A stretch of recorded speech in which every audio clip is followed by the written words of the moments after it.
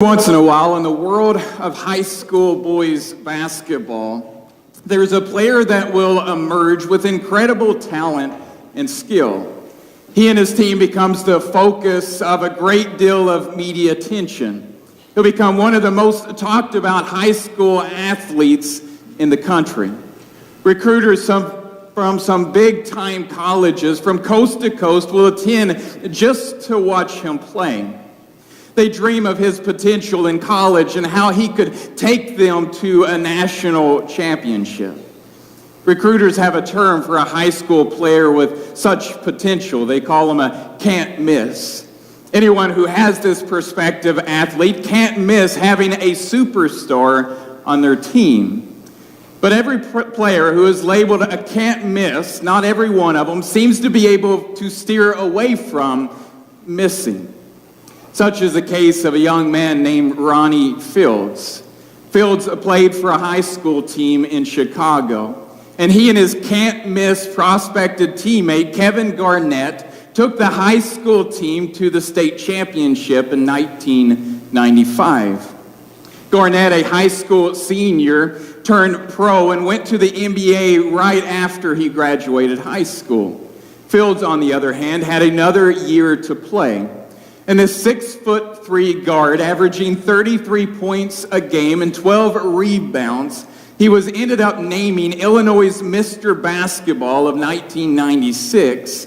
Some predicted him to be the next Michael Jordan because of the way that he could just seamlessly defy gravity and float through the air effortlessly. He accepted a scholarship from DePaul University, and he seemed to be heading toward stardom. But then his life began to fall apart.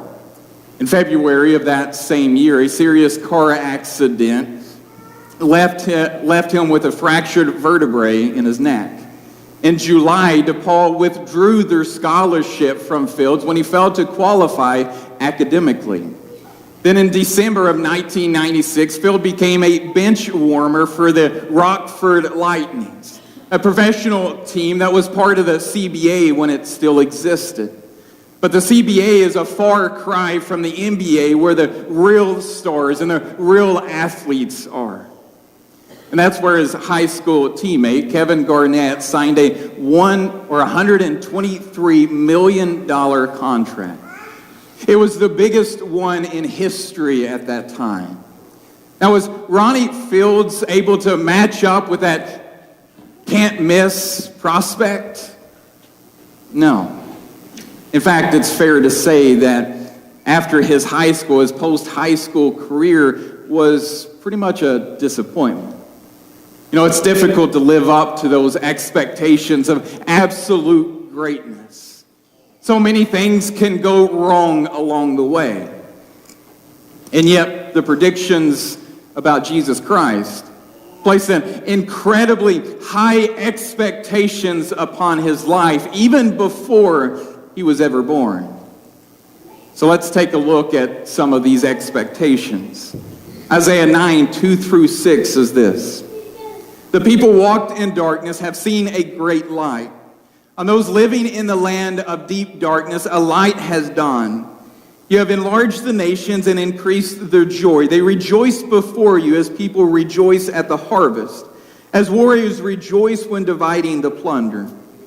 For as in the days of the Medians' defeat, you have shattered the yoke that burdens them, the bars across their shoulders, the rod of their oppressors. Every warrior's boot used in battle, and every garment rolled in blood will be destined for burning, will be the fuel for the fire. For to us a child is born, to us a son is given, and the government will be on his shoulders, and he will be called Wonderful Counselor, Mighty God, Everlasting Father, and Prince of Peace." Now, in all of the scriptures, there's no other prophecy that's more exciting than what's found here in Isaiah 9:6. Because in the midst of some awful prophecies about Judah and the fate of Jerusalem, we get a jewel of hope. You know, God loved his people so much that he wasn't going to let them go. And he says, "Unto us a child is born. Unto us a son is given, and his name will be Wonderful Counselor, Mighty God, Everlasting Father, and Prince of Peace. You know, these unusual titles for Jesus shows us that we can count on him to live up to his expectation. So I want us to look at these titles here and see that we can still count on Jesus even today. So the first one, Wonderful Counselor. It's an expectation of wisdom. Counselor or wonderful refers to the act of God as being incomprehensible, marvelous, or miraculous. Counselor carries with it the idea of one who determines upon a plan of action and then carries it out. We see Jethro counseled Moses on how to delegate responsibility. In 2 Kings 18:20, Hezekiah claims that he counseled or gave strategy and strength for war. Isaiah is saying here that Judah's only hope was a wonderful counselor whose plans and purpose and designs and decrees for his people would end up being marvelous. We can expect Jesus to be our top advisor. We all need a counselor in our life at some time or another. We need advice from a friend or from a family member. Jeremiah 10:23 says, I know, O Lord, that a man's life is not his own. It is not for man to direct his steps. Now, when Nellie and I were preparing to get married, we went through what many of you probably had went through also, premarital counseling. We met with Tim Carper, who took us through a series of questions to evaluate our stability of marriage. He advised us on strategies that we could learn to implement that would make our marriage stronger and more solid. He gave us wisdom from his history of a strong marriage and from his experience in ministry.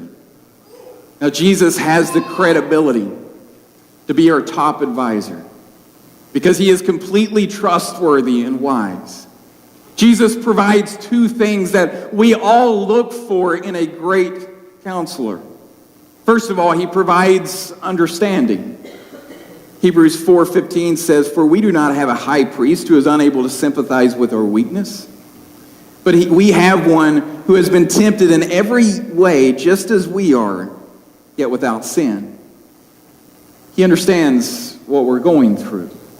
He's been through it himself. He knows the difficulty to overcome the temptation and the difficulty of facing sorrow and all of the difficulties that we face in life. He understands because he went through it. He's also someone who really cares. 1 Peter 5:7 says, Cast all your anxieties on him because he cares for you. He wants you to cast all of your worries, all of your concerns, everything that holds you down, all of those burdens in life. He wants you to cast them on him because he cares. So when we face any and every decision, this prophecy tells us that Jesus is there to advise us and to give us direction. What should we do with our investment portfolio? When should we retire? Should I spank my children? Which movie should I rent? Should I remodel the kitchen? Just give you personal advice. We did that this year. I would advise against that one. But Jesus is our top advisor. He can see every possible outcome. And he knows what choice is the best every single time. Now, as we look through these different names, I want us to self-evaluate ourselves. So if you've got your bulletin with you, and you can take out the sheet, it's on the back of the one with my article on it. It just says notes. What I want you to do is as we go through these names, I want you to write down these names, and then we're going to evaluate how you match up with it. I want you to write them down because we will come back to them at the end of the sermon. But I just want you to write, first of all, just write Wonderful Counselor or Top Advisor. I want you to write that down on your paper. I want you to see how you would evaluate, how you would match up to this statement. I listen to and follow the counsel and advice of Jesus Christ. as I make the daily decisions in the affairs of my life. How do you match up to that? On a 1 to 10, 1 being the lowest, 10 being the highest, just write wonderful counselor, and then write the number beside it. How you think you match up to that. We can count on Jesus to be our top advisor, to be that wonderful counselor. But the second thing that we can rely on him for is we can rely on him to be our mighty God. This is an expectation of power. The word mighty was commonly associated with warfare, and it has to do with strength and of a successful warrior. Calling Jesus, or calling this child God, is prophesying his divinity. Prophesying the divinity of Christ, that he will be the all-powerful God himself. We can expect Jesus to be our mighty warrior. Many people with a limited exposure to Jesus views him simply as someone who is very meek, very mild, somebody who is kind and gentle, someone who turns the other cheeks. When the soldiers beat him and made him carry his own cross, he didn't do anything to resist. And all of these are true about him. But the larger picture of Christ in the Bible is one of a mighty warrior. And the enemy is Satan. And the unseen powers of the evil has infiltrated every level of existence of our world. And Christ is our mighty warrior, who has defeated and has conquered these powers through the work on the cross and his resurrection from the dead. And even though these powers have been defeated, they can still cause us some trouble in this life, almost like a sore loser in this battle. That's why Paul can say in 2 Corinthians 10:3, "For though we live in the world, we do not wage war as the world does." No, our weapons are different. Because our battle is not a physical battle. Our battle is a spiritual battle. Paul also says in Revelation 17:14, "They will make war against the Lamb, but the Lamb will overcome them because he is the Lord of lords, the King of kings. And with him will be his called, chosen, and faithful followers." Now, Christ is our victorious King, who has already triumphed over the evil powers of this world. And because of that, we can expect Jesus to continue giving us victory over our struggles. As a mighty warrior, he will deliver us safely from the war that we wage against the temptations in our life that we find so difficult to overcome. Let me ask, do you have those in your life?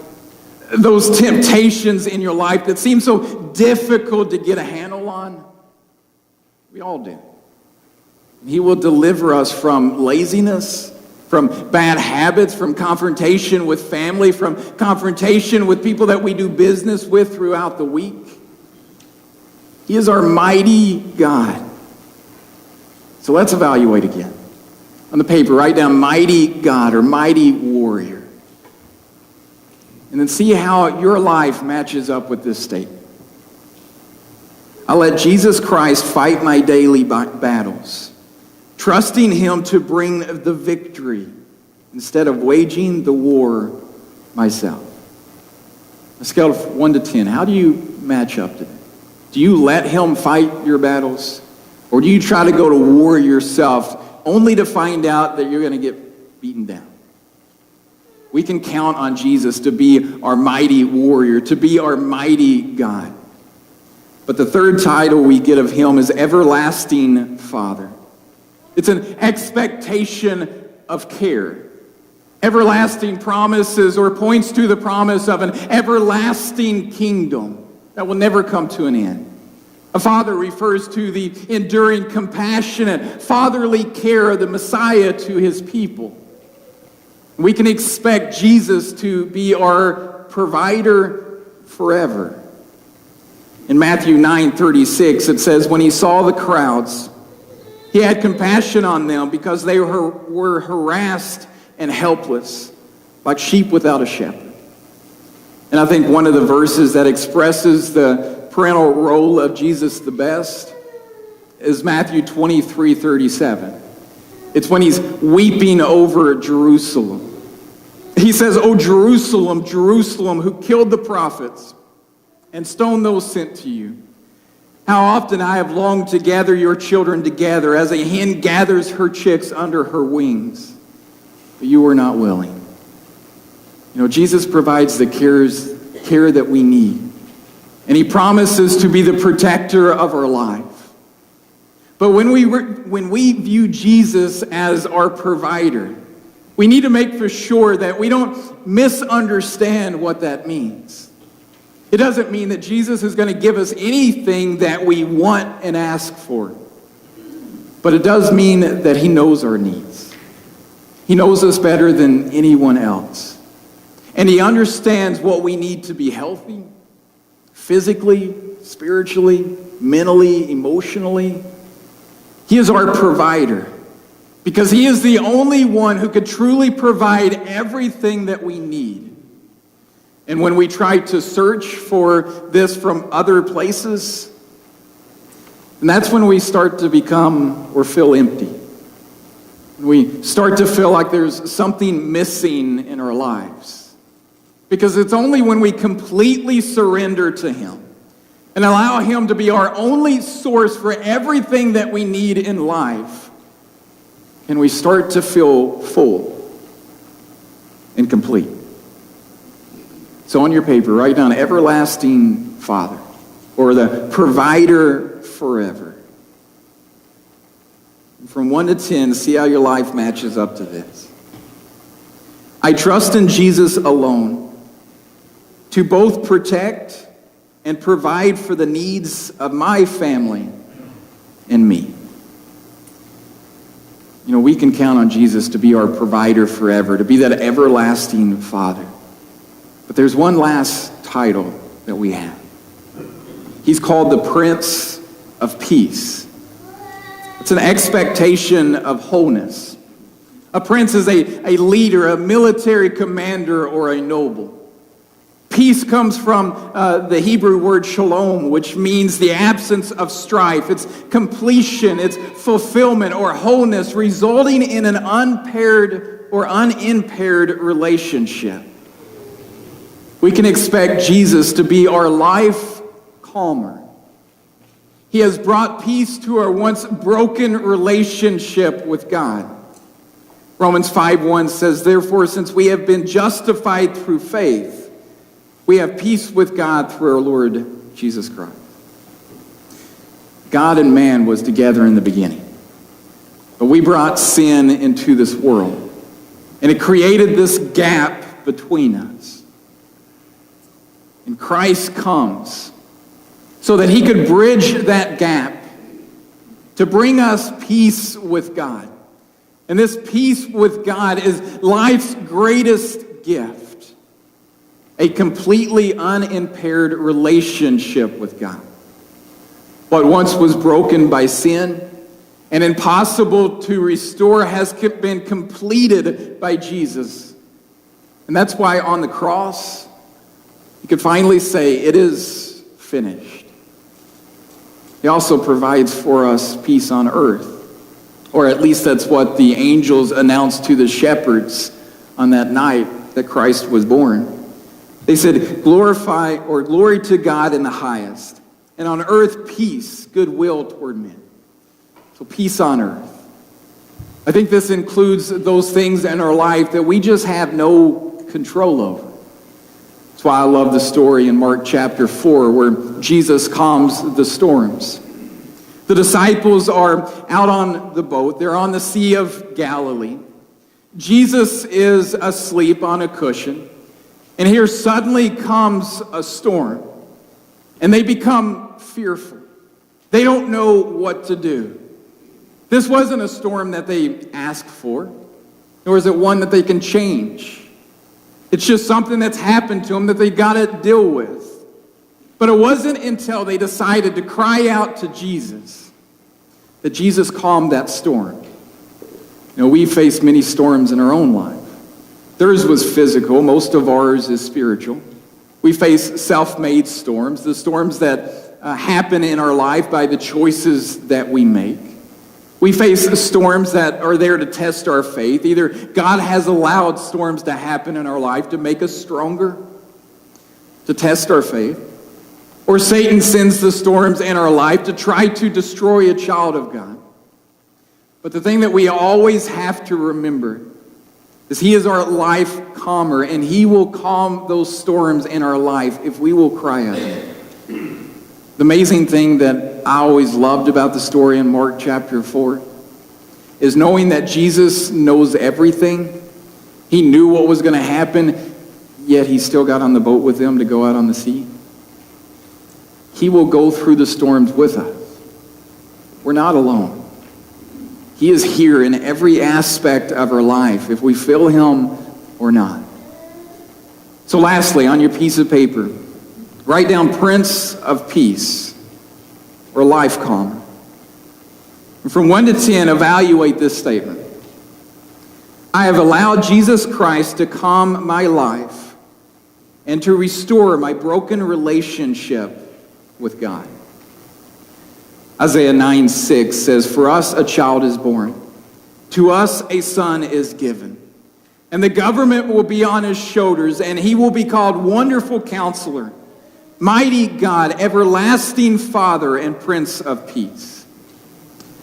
And we can count on Jesus to be all of these things in our life. But as you look over your self-evaluation, what number on that scale is the lowest? Whatever is the lowest, right below it, say, I need to expect Jesus to be my blank, to be my top advisor, my wonderful counselor, to be my mighty warrior, my mighty God, to be my provider forever, the everlasting Father, or to be my life calmer, my Prince of Peace. Jesus truly lives up to these expectations that's placed upon Him. He won't fold to the pressures. All we have to do is rely on Him. I don't know the situation you're in. I don't know if you need a provider, that you need an everlasting Father who will be there for you. I don't know if you need the Prince of Peace, someone who will calm those struggles, those storms in your life that you are facing. Or that you need a mighty warrior, a mighty God who will fight the battles for you. Because you've tried to fight them on your own. And every time you have, you fail. I don't know what situation you face. You do. But the one thing I do know is that if you will cry out to Him, if you will surrender yourself to Him, He will be here to be that for you. So whatever your decision is, come now as we stand and sing.